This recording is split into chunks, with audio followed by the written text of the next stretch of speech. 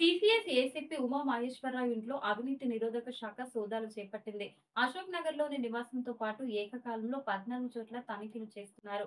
ఆయనకున్న ఆస్తుల వివరాలను అధికారులు సేకరిస్తున్నారు. సర్వీసు రికార్డు, ఆర్థిక లావాదేవీలను పరిశీలిస్తున్నారు. ఉదయం 5 గంటల నుంచి ఈ సోదాలు కొనసాగుతున్నాయి.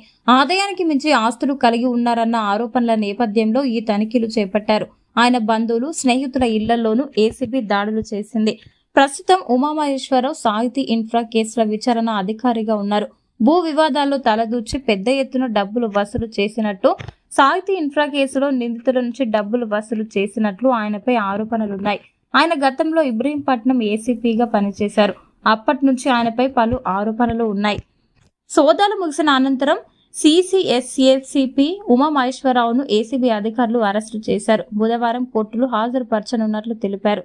కాగా హైదరాబాద్ అశోక్ నగర్ లో ఉన్న ఆయన నివాసంతో పాటు అదే అపార్ట్మెంట్ లో ఉన్న మరో 2 ఇళ్లు, సిసిఎస్ కార్యాలయం, నగరంలోని ఆయన మరో 2 స్నేహితుల ఇళ్లలో కూడా సోదాలు జరిగాయి.